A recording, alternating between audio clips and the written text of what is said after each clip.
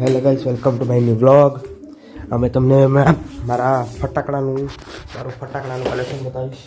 આ જોઈ શકો છો તમે. પહેલે આ પીકોક કલર ફાઉન્ટેન, તે બી મસ્ત છે. પછી આ એક આપણો રોકેટ.